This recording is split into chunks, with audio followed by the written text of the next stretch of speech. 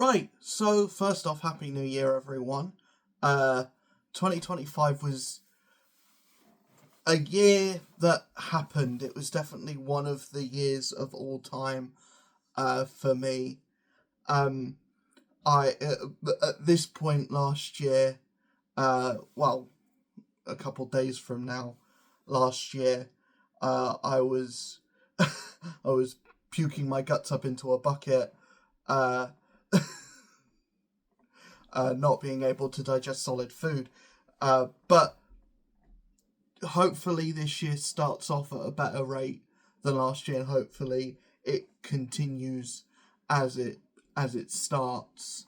Which is hopefully better than last year, because pretty much anything could be better than last year. Um, but without further ado, it's a tradition. I would have done this in December, but I was, as you can see, rejiggering my room around, just getting stuff in a place where doing this is easier, getting, videos done and out, and, filming stuff, it just, looks a bit better. Hopefully, will be more consistent on this channel more regularly this year, which is just what consistent means. Again, comic books this year. This video, you're going to hear me mention I'm not caught up with this more often than you normally would. More often, certainly, than last year. Basically, I just haven't been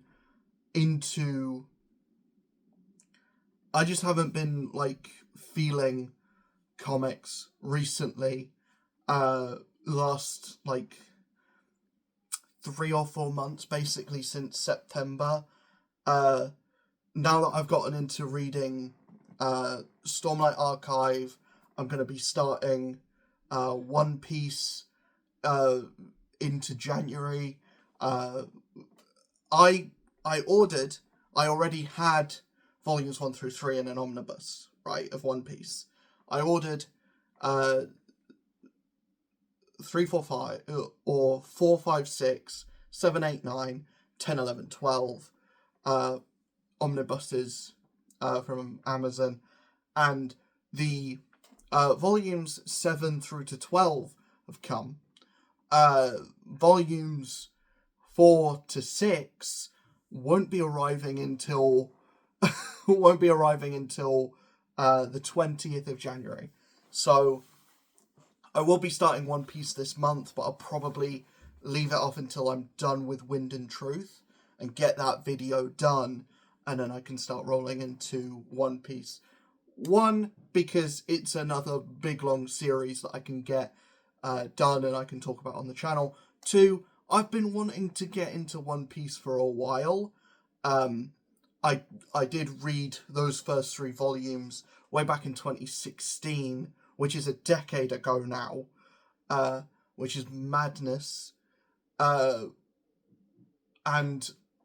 I don't know, it didn't click with me, and maybe because I was still very new into collecting comic books, and, retraining my brain to read essentially the other way round, especially being dyslexic. So yeah, I want to try and actually get into a manga, and One Piece I feel like is the easiest manga to get into because it's fairly action orientated. There is a lot of it, so if you're one of those people like me that likes getting into a really long series, that is just I do it with my video games, I do it with my books, I do it with my TV shows. The only thing I don't do it with is movies. I like big number go up. I like if there's a lot of something in a series, if a book has a lot of pages, if a video game is long, or I can sink a lot of hours into it. It basically, if there is more of a thing to consume, then I will be doing that. I think it started way back in day when I started watching other YouTubers like religiously, or when I was really young and I started figuring out what YouTube actually was. I would be more attracted to the channels that had more videos. Like the number of videos that they had uploaded was 1,000 plus. And if I saw a channel with like 21 videos, 29 videos, like basically under 100 videos, I think it was more because I used to watch a lot of Let's Plays. I would be like, this person probably hasn't finished this game yet, or hasn't got a complete Let's Play of it. So I will just find another channel that does, or find another channel with 1,000 plus videos, so that there is more of a likelihood that they have finished this Let's Play of the game that I want to watch. I don't do that as much now. Now I kind of just watch whatever I want, and most of the stuff I watch on YouTube is cooking related anyway. As my like YouTube rewind thing told me, essentially, that I was in like the top 0.3% of sorted food viewers of the year. And I was like, hey, that's kind of cool. But without further ado, I've been blabbering for 6 minutes. We're going to talk about the comics that I read for the year. We're going to start off with the ones that I have only read an issue of, or dropped after an issue, because I couldn't get into them, or because I bought an issue, my local comic shop stopped stocking that particular run for whatever reason. I'm not going to blame the store. Distributors is the distributor's fault. It's the people on top. It's the people on top of the people on top. That's the issue. And, unfortunately, as a consumer, it means either being patient or finding a different comic book shop, which, the other one is like London now. And, I'm not getting a train just to buy comics. But anyway, what we're going to talk about first, the comics that I've only read one issue of, whether there is more of these runs out there. Most of these I know that there is. There's only one of these that I'm like, maybe there's only one, so maybe I'm not as behind as I thought. But the first thing I'm going to talk about is Imperial. Imperial is the latest. Like, it's Jonathan Hickman's reach out to the cosmic side of the Marvel Universe. He's done the usual superhero with the Avengers. He's done, which was kind of a cosmic thing in and of itself, but he's done the Avengers. He's done Mutants. He's done Fantastic Four, which is cosmic again. But the Fantastic Four kind of merged. The Fantastic Four stuff kind of merged with the Avengers stuff, and Secret Wars ended up being a Fantastic Four story. That's beside the point. He's done Avengers. He's done X-Men. He hasn't done street level yet, but he is doing pseudo street level with Ultimate Spider-Man.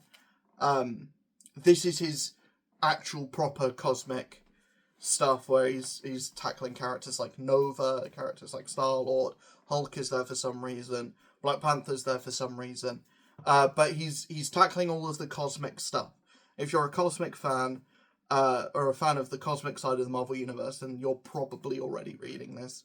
You probably finished it, and you're probably like, ooh, Imperial, it's so good. And this first issue was really good. Unfortunately, I just haven't been able to secure the rest of the series. I have been dabbling in with some of the tie-ins, the Imperial War stuff. I think all of those have been fine. Will I seek out the series that are going to spin out of Imperial? Probably not. Maybe that Black Panther one I might be interested in, because I am a Black Panther reader anyway. But the others, I don't know. Maybe Nova Centurion, because Jed MacKay, and I like me some Jed MacKay when he's not working on a team. when he's working on a singular character. However, you know, it all just depends on my budget and what else I'm allocating towards reading, and just the amount of time that I have as well. There's only so much time in the day, and, you know, I've got to dedicate my time to all these other things as well. The Undead Iron Fist, this is the one that I'm not sure if there is an issue 2 of yet. If there is an issue 2 of this, then I will seek it out, because I did enjoy this first issue. It's essentially just Danny Rand is dead. This is him coming back to life for a reason. There's a whole thing in the mythos of the Iron Fist that he is meant to be the immortal Iron Fist. I think that's what this book is playing on.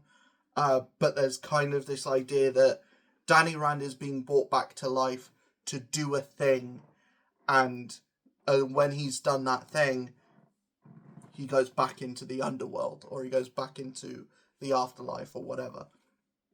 I'm intrigued of what is going on here. In fact, I'm pretty sure there is a number 2, because it's been a while since I read this. Like, I swear it's been over a month since I read this. And yeah, I'm interested to see where this story goes, because it is interesting to me. And I must have slipped Iron Man into this stack, not because I've only read one issue and dropped it, but because I am quite a fair few issues behind of Iron Man, to the point where I'm up to issue 6 of this run, that it doesn't say the author's name. I forget the author's name of this run. However, that's probably because I'm not enjoying it, which I'm not enjoying it, but I'm making my way through this run because it is short to get to the Joshua Wilkinson run, which is starting in January, which is starting this month, which I am very much looking forward to, and it might just be a thing of I'll sack this run and just carry on with the Joshua Williamson one, because he's been writing my favourite run of the year, which I'll get to in a minute. You probably already have guessed, because it's the only book that Joshua Williamson is writing at the moment. I will also mention here there is no Batman Deadpool. I will not be talking about Batman Deadpool or Deadpool Batman in this video. I haven't been able to read them yet. They are in my section, or at least the Batman Deadpool one is in my section. So I will be getting into that, and I will be giving probably each of those, or I'll do a video on both of them together when I do get around to reading them, because those are probably my most hyped comics of the year, because of course they are. They're probably everyone's. Yeah, this Iron Man run has just not been my cup of tea, probably because most of it is a tie-in to One World Under Doom, which I'm not reading at the moment, and I've heard is kind of mid compared to Bloodhunt, which was fantastic in my opinion. This, or One World Under Doom, has kind of left people wanting a bit, which is unfortunate, considering that it's supposed to be a big push to make Doctor Doom a big player in the Marvel Universe again, which he kind of always is. He kind of always has been, always will be. But it's a big thing to be like, hey, Doom's going to be in a movie soon. Let's make an event that's basically centered around him. Moon Knight Fist of Khonshu I've only read an issue of, and I probably won't read any more. I'm probably done with Moon Knight as a character because I'm just so far behind. It's at the point now where it's now onto its 4th subtitle. It's gone from Moon Knight to Vengeance of Moon Knight to Moon Knight Fist of Khonshu, and now it's another one which is like Moon Knight something or other. And I think I'm done with this character, at least until another writer comes onto him. I've loved this series. I've loved every iteration of Moon Knight that Jed MacKay has worked on. Unfortunately, I'm just so far behind now that I don't think I can catch up.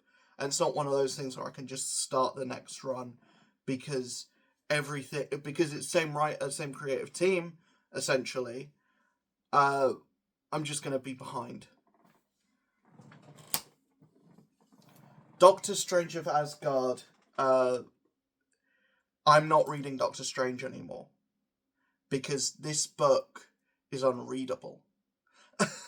I say that there are people that will probably enjoy this, and it's the people that like MCU Doctor Strange.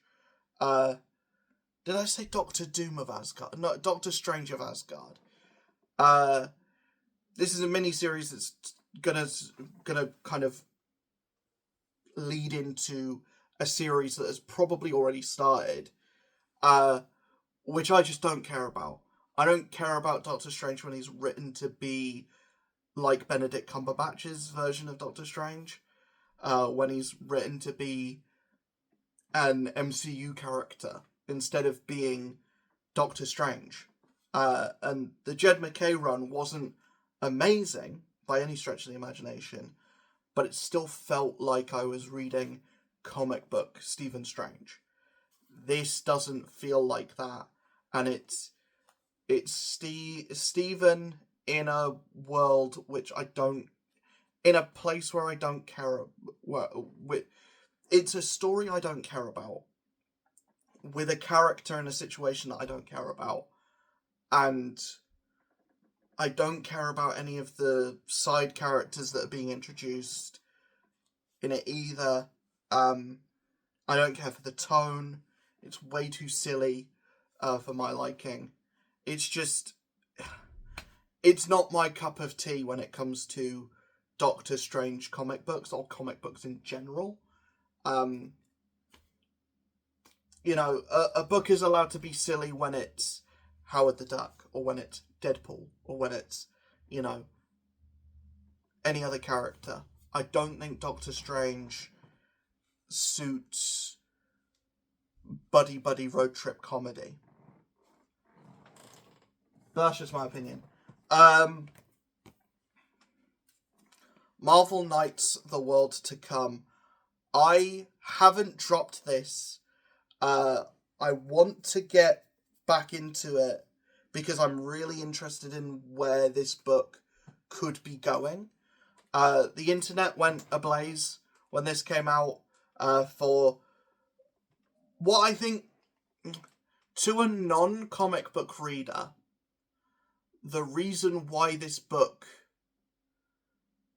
took Twitter by storm, and why people on TikTok were sharing, like, were talking about this, when, let's be honest, 9 out of 10 people that make comic book videos on TikTok do not read comic books, or have only started reading comic books because the movies are popular. And they probably started reading comic books after Avengers Endgame. And they probably don't have a clue who Christopher Priest is. Christopher Priest is a very accomplished Black Panther writer. I don't think he would make a white man Black Panther without there being a story behind it, or without there being a story to tell. So I 100% get why white guy in Black Panther's costume, any other writer, and I would think you've run out of ideas. Not even you're a racist. I would think you've run out of ideas. Marvel has run out of ideas. They want Twitter updates. They want TikTok people to be talking about it forever. I think there is a story here, and not a bad story. I think there is a story with something to tell. People that have finished The World to Come, or people that have read it, and it is bad. It is as bad as as Twitter would lead you to believe, which I do not think at all. Even Ant-Man and the Wasp: Quantumania is not as bad as Twitter would lead you to believe. And that movie is shocking. This, I believe there is something here. Whatever that is, I don't know yet because I haven't read any more than this issue. However, I don't think this issue was well written, well paced. The art is bloody beautiful in this.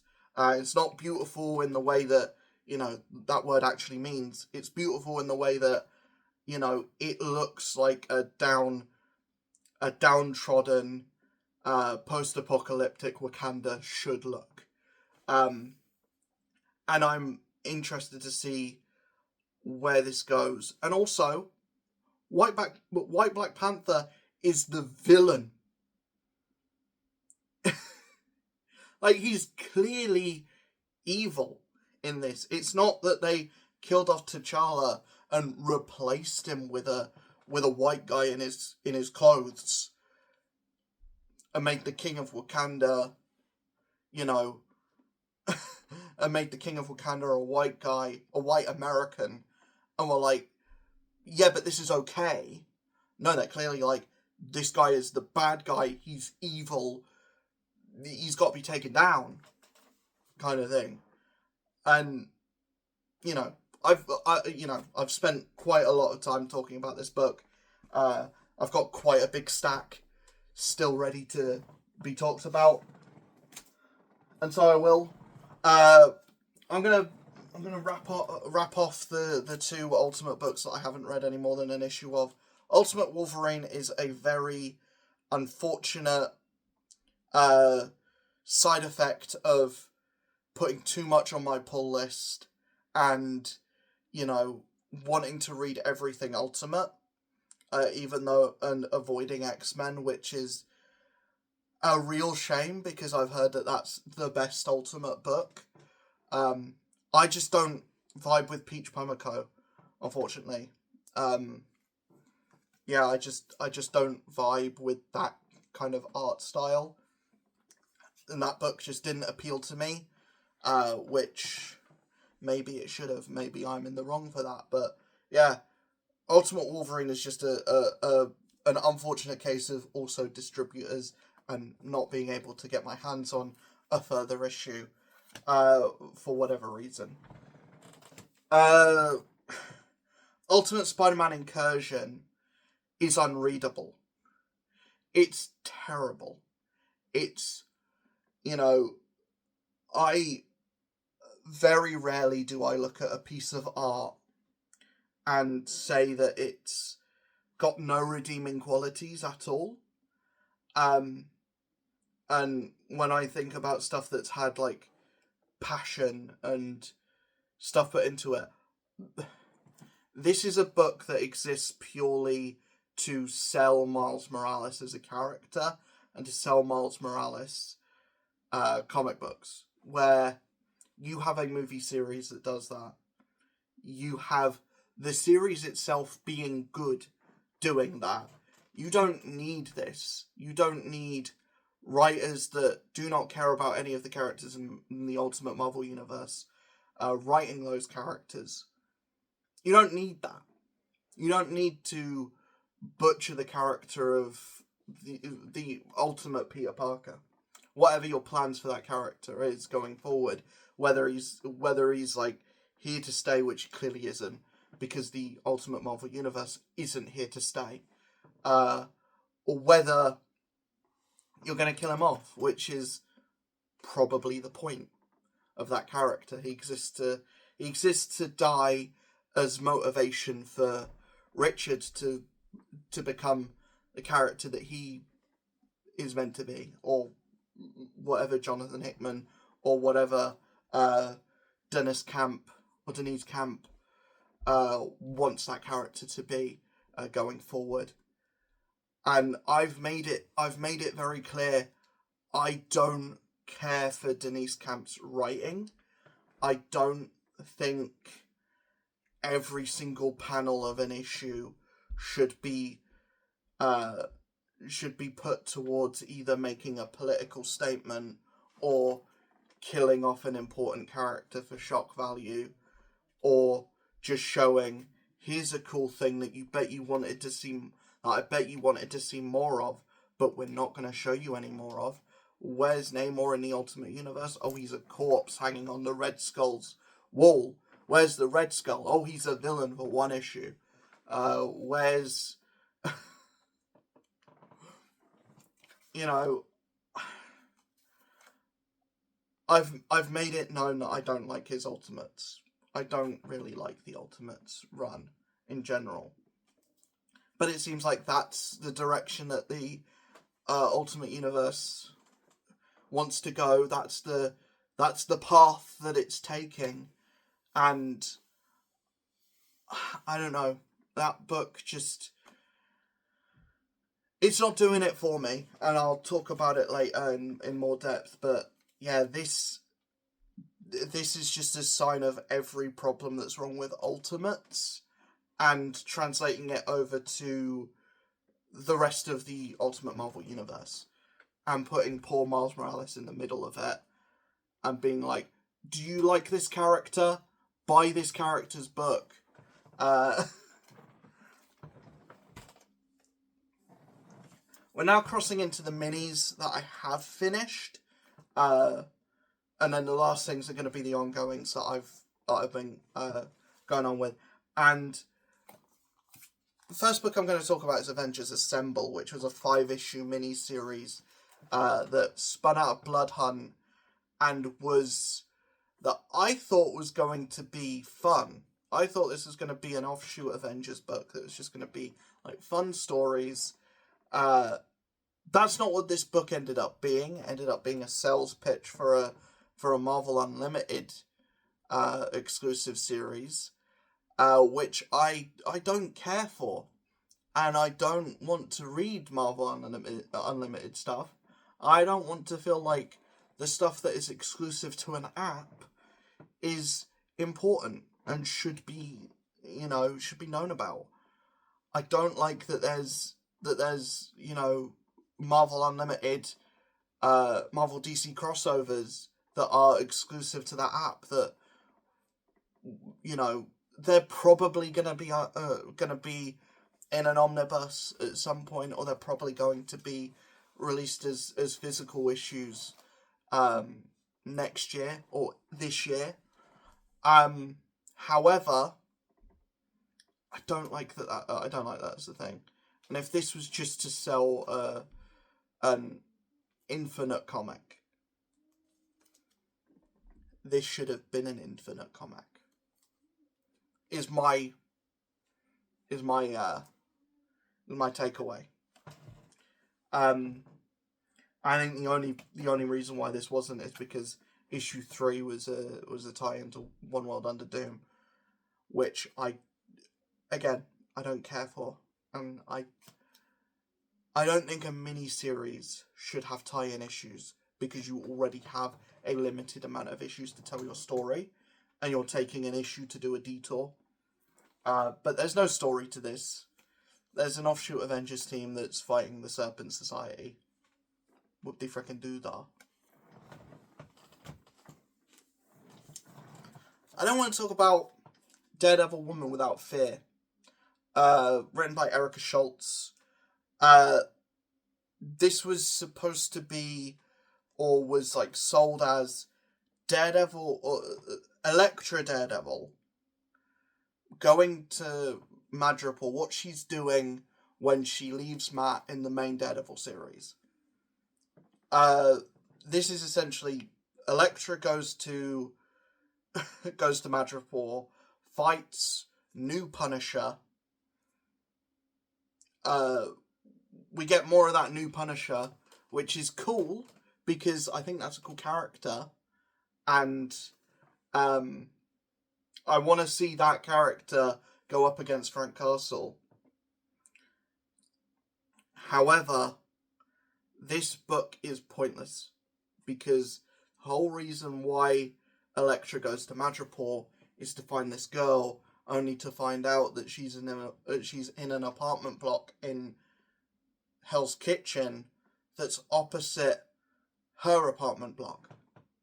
So she goes on this wild goose chase for 4 issues to find out, oh, I've got to go back over there. And it's basically just a reason to see Elektra as Daredevil fighting Crossbones, fighting Punisher, New Punisher, fighting Count Nefaria and different members of the Magia. And it's a fun book, but the actual story, the actual plot, the actual impetus as to this book existing is pointless. And I didn't care about that, but there were cool fights in it. So, you know.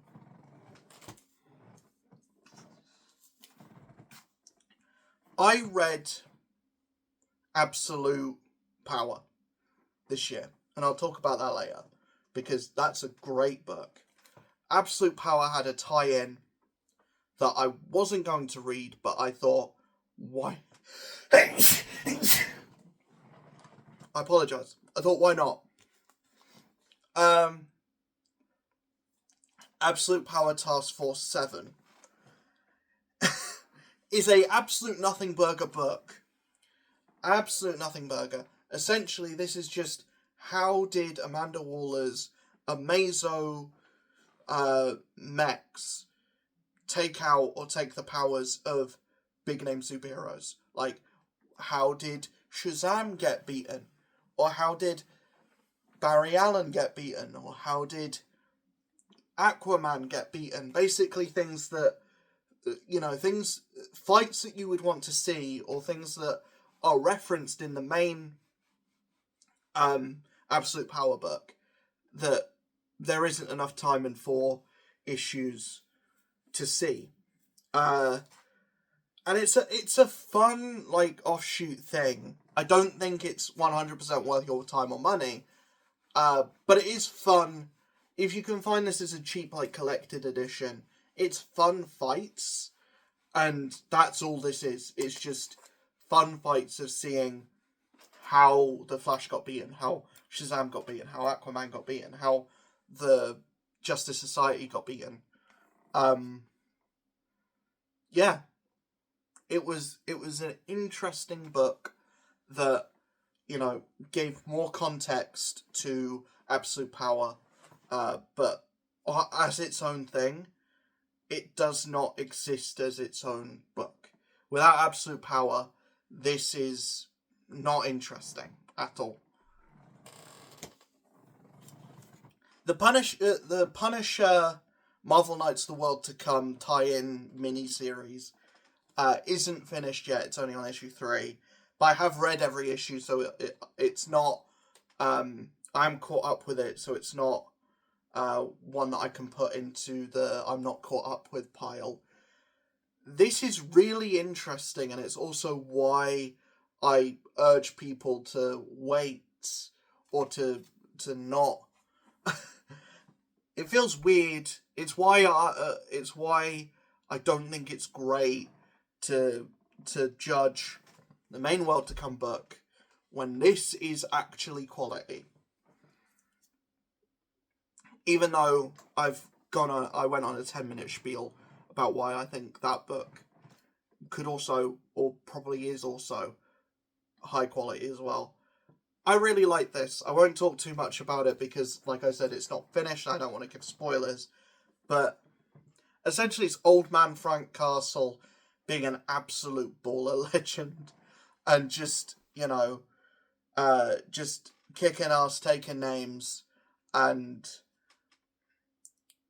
just being old man Frank Castle. And if the idea of old man Frank Castle appeals to you, then this book will probably appeal to you. I will, however, warn you, this is M-rated. Adult book. No children allowed. No kids allowed. It very much is in the same vein as the Punisher show. Just, he's a bit older, he's a bit buffer, he's got grey hair. And he looks like Nick Fury. He looks like, old 616 Nick Fury without an eye patch. there was a Blade series in 2024, and that finished just before Bloodhunt. And then there was a Blade miniseries that kind of was a sequel to that, while also being a sequel to Bloodhunt. And this was really good. Again, M-rated, very mature, a lot of blood, a lot of guts, a lot of gore. But yeah, I really liked this miniseries. I remember it being an issue longer than it was. It's only 4 issues. I thought it was 5.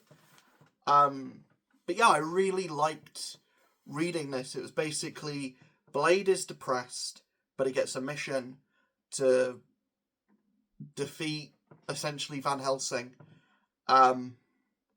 which I thought was a really fun idea, and yeah, it's just a really interesting book. The only reason I'm not talking about it higher is because 2 events happened this year that I'm going to talk about consecutively. I think out of the 2 big events that I read this year, Bloodhunt and Absolute Power, I haven't been reading DCKO. I haven't been reading One World Under Doom, but I did read Bloodhunt. I did read Absolute Power. And I think I preferred Bloodhunt. I think Bloodhunt had more interesting visuals, had more stakes. We're still living in some ramifications from this. We still have, like, Superwoman in the Superman book. We still have, Barry Allen without powers in the Flash book. There's still a lot going on from ramifications from this. There's still a lot of ramifications from this as well. And I'm, I really enjoyed Bloodhunt. I think as a story, I enjoyed it more because it did feature in a prime role one of my favourite Marvel characters, which is Blade. And it's a recent favourite as well. Mainly because of that Brian Hill book. Yeah, I really enjoyed both of these events, and I really hope it's a sign of quality going forward for events from the big 2. Even though DCKO seems like it's a massive wankfest of look how many characters we can shove into an event. Even characters from other properties, like fucking Annabelle, is going to show up in this. Homelander's going to fight Superman. That's not even a fight. Superman will wipe the floor with Homelander. What are you talking about? But yeah, these 2 are both really good. Both really good. I did make a video about Bloodhunt. I didn't make a video about Absolute Power gushing over it. Mainly because I finished it months after it actually finished. But I did really like both. Then I'm going to talk about the ongoing series that I'm either behind on or caught up with. The higher on the list it is, the more caught up with it I am. I'm massively behind with Daredevil. From what I've heard, Daredevil gets really bad. But from where I am at the moment, Daredevil's still a pretty alright series.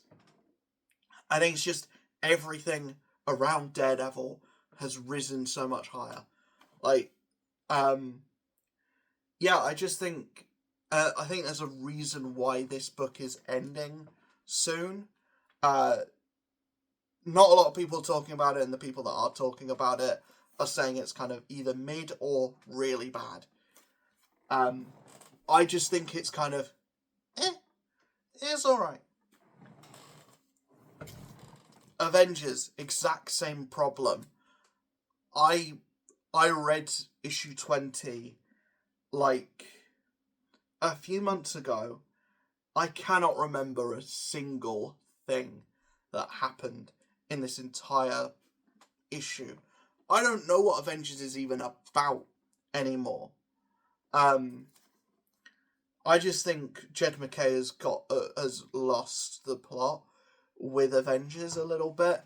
And I think he gets a little too overexcited when he's given a really large cast. If he's given a really large cast of characters, he's just like, I want to do everything. Everything that I remember from the 80s is coming back. Kang is coming back. He's going to be a massive thing in the movies. Oh no! But we're too far into the weeds. Kang is really going to be a big part of this story. I fucked up. Avengers is an okay book, though. It's merely just okay. Titans, I'm really sad that I'm behind on, because where this book is at the moment, the story that this book is telling at the moment, is really interesting. It's basically Deathstroke's back. He's making his own, like, evil team, essentially like the Teen Titans TV show. He's making his own evil team, and he's gonna be a bad time for the Titans. That's all I can really say, because I read issue 20 many months ago, and I don't remember much about it. I'll be completely honest, I don't remember much about it. But I remember enjoying it. And yeah, I like this series, and I don't hear enough people talking about this series, which is unfortunate. It's really unfortunate. We're now on to the books that I have caught up with, and I'm talking about Fantastic Four. Every issue of this run has been a One World Under Doom tie-in. I think it's really interesting that they did a time travel story, but they fixed the time travel part of it, or they kind of fixed the getting the team back together point, like basically in the first issue. I really like that, and I really like that this series seems to be putting Invisible Woman at the forefront. Humberto Ramos, again, is a great artist and a great pick for Fantastic Four. Yeah, I just like this series. I want to see it go into a story that isn't a tie-in.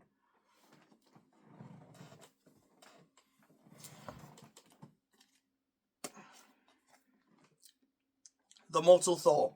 There's only a few issues in. What I will say about this book, though, Pascal Ferry is an interesting choice for Thor. Not my first choice. Interesting choice for Thor. But with the story that's being told, I think it works, because it is essentially, what if Thor lost his powers and became a street level everyman character? This is taking a lot of stuff from Walt Simonson's run on Thor, which I think is really interesting, because that's a well-regarded run. And it's basically like, you remember Sigurd Jarlsson, right? Who remembers Sigurd Jarlsson? He's the main character in this book. And, you know, I think a lot of people that are reading Venom at the moment are like, Al Ewing has lost the plot a bit. Al Ewing has kind of forgotten how to write good books, and he's kind of become a bit corporate. I think they're missing out with the Mortal Thor. I think they're really missing out, because this book is Al Ewing at his most Al Ewing. Again, it's very early into the series, and you do need to read the Immortal Thor to get what's going on in this. But I can't say that I dislike this series. I really am. I'm digging what I'm picking up, what Al Ewing is putting down.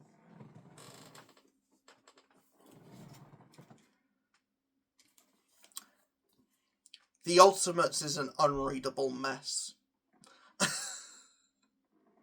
The Ultimates is a really bad series, and I'm sick of so many people glazing it as if it's the second coming of Christ.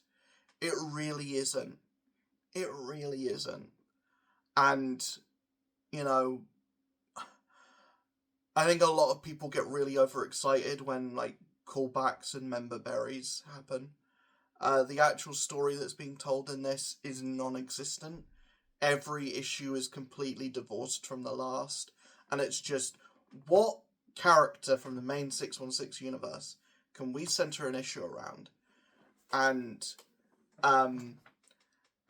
push some kind of, like, political thing in front of it. And it's not that I necessarily disagree with Denise Camp's political views. I think a lot of them are very forward for my liking. However, if that's in every issue, and every issue is kind of reminding you of the world is fucked and you need to do something about it. You, reader, need to do something about it. And there's specific panels in not only this issue, but almost every issue where one character is actually pointing at the reader and saying, you're messed up for not doing enough to change the world.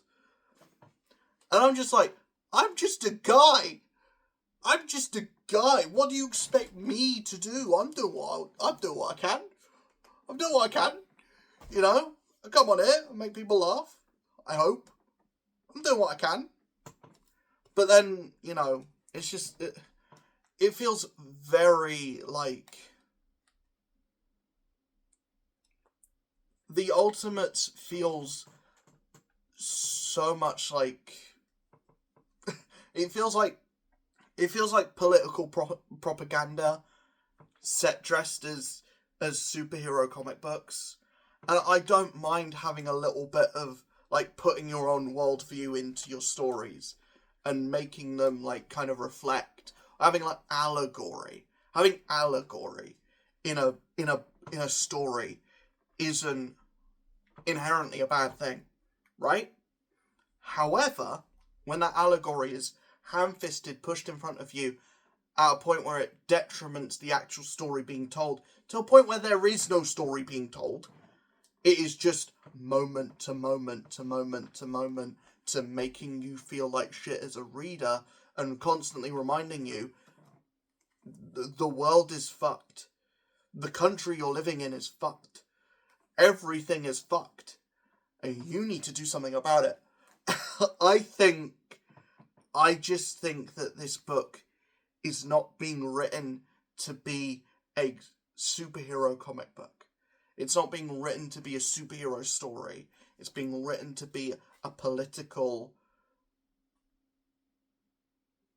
manifesto, if I were to use any kind of word. It's being written as like a political manifesto full of Marvel member berries. It's a political lens at speedrunning through the Marvel universe. Is just how I've been seeing the book. Some issues are better than others, but most of them, if not all of them, have very ham-fisted political messaging, which, yes, maybe I agree with. But when I read a comic book, I want escapism. I don't want to be reminded that everything is on fire around me. I want to be reminded of that.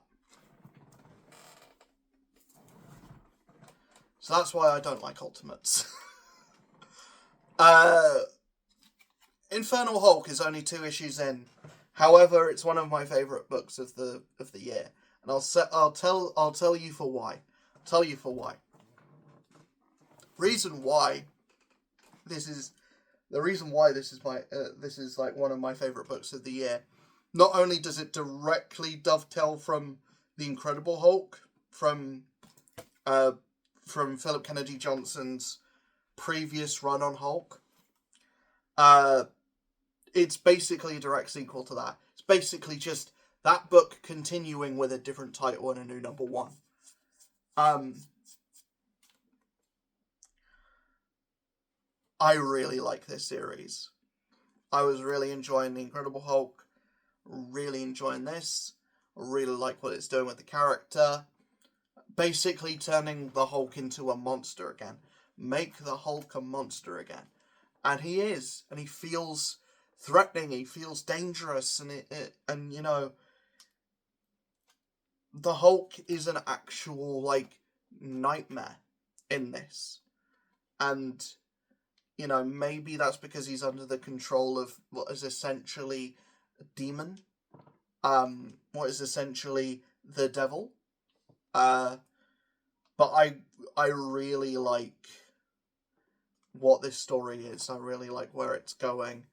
And basically, the best Hulk stories are the stories that set Bruce Banner and the Hulk at odds with each other and basically kind of show off that Bruce Banner isn't just a, like, timid, weird nerd, and instead he is as much a hero, or as much, like, a part of the duo as the Hulk is. So yeah, I'm really enjoying the series. I know we're talking about the big ones of the year. And yeah, I think my favourite Marvel book this year, even though I haven't really talked about many DC books this video, but my top two are DC books. I think you've been able to work out which two. If you've been watching throughout the year, you know which DC books I've been reading and which ones I've been glazing basically throughout the year. But my favourite Marvel book of the year is Ultimate Spider-Man. As much as I have problems with everything going on outside of this book, the fact that it's ending at 24, the fact that, you know, the Ultimate Marvel Universe isn't going forward into the future, there isn't going to be any more of this until editorial decide, no, people like that was making a lot of money, bring it back. The fact that this is ending soon, and that it feels like the start of this series didn't feel like it was being paced to end at 24. It feels like this was being paced to be a ongoing series to rival the original run of Ultimate Spider-Man, which was, you know, 160 odd issues. And it's really unfortunate that this isn't going to be able to do that. And, you know, nothing from this series has been bad. Like, there was one odd, weird Sandman issue, and, you know, if they had less of that and they had more just steam charging ahead to big fight with Kingpin at the end, I feel like this would have been a much more solid run as a whole. But, you know, Hickman probably thought he had time to do an odd, weird Sandman side quest, because, you know, because there was because at that point there was probably no cutoff. It was just, you can do this for as long as you want to do this, and when you get bored of doing Spider-Man, which you're allowed to do because you're Jonathan bloody Hickman, you can pass the torch over to someone else, like a Jerry Duggan, or a Kieran Gillen, or an Al Ewing, maybe. But this being cut off at 24, it just kind of, it means that what is a good story could never become a great story. And maybe if the plan was always 24, and the plan was always the Ultimate Universe is coming back for 2 years. There is a 2-year cut-off, and it wasn't just something that was implied through, oh, there's a cut-off of when the Maker is coming back. It's just, the cut-off is, when the Maker comes back, that's the end game of the Ultimate Marvel Universe. And we come into the Ultimate Universe with that expectation, or if we did come into the Ultimate Universe with that expectation, I feel like people wouldn't be as disappointed with how this book is ending. Where I am with this book is I enjoy the ride that we went on with it.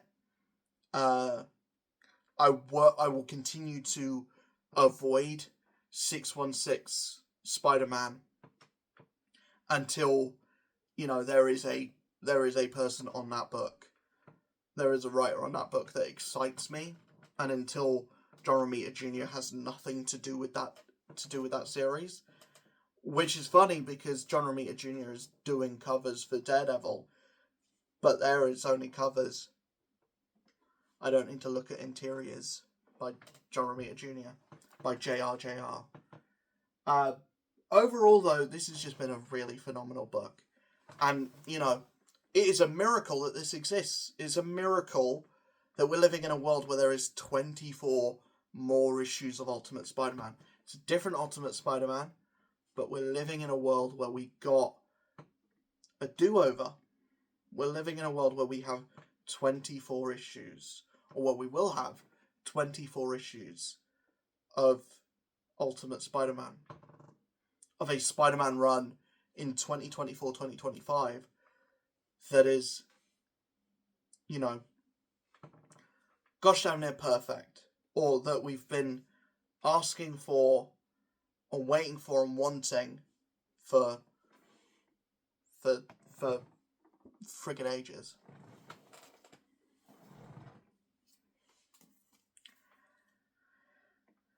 My penultimate book that I'm going to talk about, and I've been going on for nearly an hour. I've been yapping for nearly an hour. I will be yapping for over an hour. Is Flash. I'm not 100% caught up with this. There's a couple DCKO tie-ins that I haven't read yet, but I've read the whole Cyspria 25 issues. The 25 issues that Cyspria has done on this, and the emotional journey that I've been on with the Flash, with Wally West, and learning so much about his character. I've not read DC in a big way at all since, I think 3 years ago is when I started getting into DC in a big way. And this book is special. This book is really special. Yeah, that's all I really have to say about it. This book is really damn good. And if you haven't been reading it, if that first arc kind of threw you off, you're missing out on some of the most, just that episode, that issue with the Shade, that one-off issue with the Shade could go down as my favourite single issue of the year. This book is something special, man. Books like this only come around every so often, and yeah, I didn't expect the Flash of all characters to hit me as hard as this book has. Damn. And my favourite book of the year, no surprises, is Superman. This book has gone from strength to strength. I think Joshua Williamson is one of my favourite writers at the moment. And this is the only book that I'm reading of his. This is the only book that I have read of his. Soon going to change with Iron Man. and that's probably going to be somewhere near the top of my 2026 list. Starting this book 32 months ago. You know, it's nearly 4 years. Nearly 4 years of Superman, and you know, I can't believe I'm at issue 32 of Superman. As someone who never read DC, to now issue 32 of Superman. This is a fantastic series.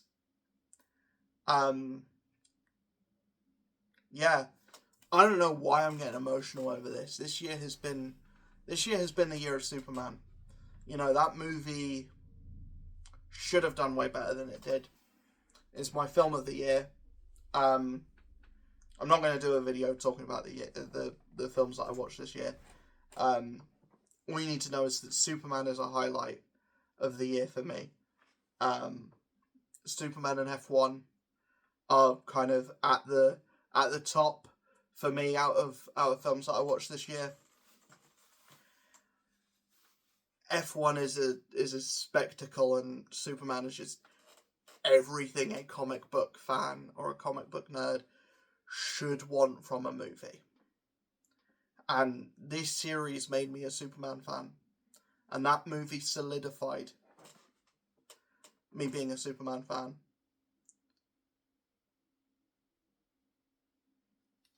I didn't expect to get fucking emotional during this video, man. I thought I'd just talk about the comics that I liked and you know, that's it. But The Flash hit me hard. I think as a like the books that hit me emotionally this year, I think The Flash is the one that I kind of have to talk about the most. But Superman is another level of just being really good. And from what I understand it, there's a couple of Superman runs before this Williamson one that haven't really been as well received. You know, with the whole Bendis is back stuff, or Bendis is coming stuff. It's like, do that in your own privacy, Bendis, you dirty dog. But yeah, I didn't expect that my top 2 books of the year was going to be DC stuff. I knew that my number 1 was going to be Superman, but looking back at the stuff that I read this year, yeah, it's just where I am with comic books at the moment is like I'm constantly umming and ahhing of whether it's a hobby that I should just sack off. Constantly umming and ahhing, and I'm like, is it something that I'm truly invested in now? And it's books like Flash, it's books like Superman that are like, yeah, you are. Yeah, you fucking are. And it's like, yeah, I've got to kind of continue to be in this hobby, whether it's kind of streamlining what I'm reading, cutting it down a little bit, where I'm only like reading like 1 or 2 books a month. That's kind of where I've got to kind of be like, because I'm reading comic books, I'm reading manga, I'm reading like actual novels as well. You know, there's only so much visual written word stimuli that my brain can take, and also add in like video games, TV shows as well. There's only so much I can actually digest within a year. And I looked at that this year, and I had a plan to play 25 games last year. I say I only finished 19. That's 19 games. That's 19 more than I probably finished in 2024. Actually, no. I at least finished Astrobot in 2024. But yeah. I think as much as I want to say this year I'm going hard with stuff, and yeah, I want to do 26 games this year, and I want to actually do 26 games this year, because I did kind of cheat last year as well. I added like Ball X Pit and like Vampire Survivors DLC and stuff like that, and I added like DLC for games as well.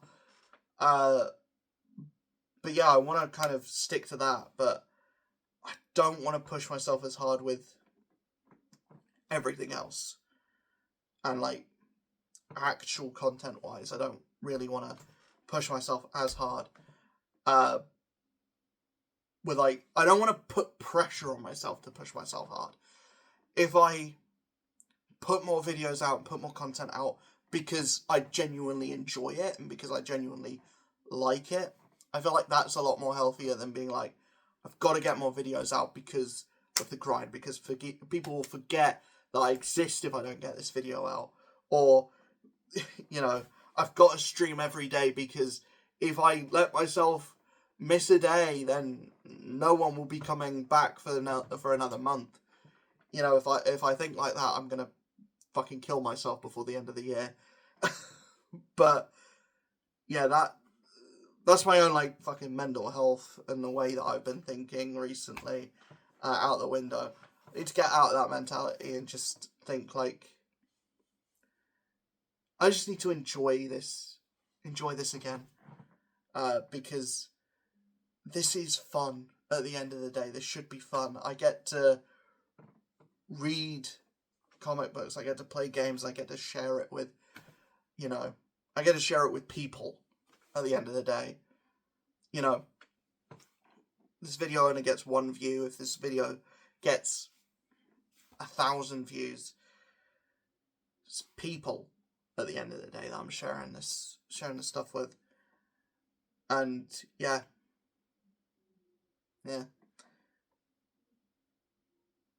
Sappy stuff over. Hopefully you enjoyed. Hit that like button, hit that subscribe button, hit that notification bell. Happy New Year to everyone. I was going to say Happy New Year if you celebrate it. And it's like, who the fuck doesn't celebrate the New Year? Yeah, some people maybe had a non-alcoholic beverage, and if you did, you're a better person than I am, to be quite honest. But yeah, I'll see you guys in the next video. Hopefully you enjoyed your New Year. Hopefully you had a Merry Christmas if you celebrate Christmas. Hopefully, if you didn't celebrate Christmas, hopefully you had a very good Thursday. See you guys in the next one. Hopefully 2026 is a year of fun. Year of having fun. That's what this year is going to be about for me. It's going to be fun. I just want to have fun. You know, I'm 25 in this year. I want to kind of get this and let it go away. Just have fun. See you guys in the next video. Nice.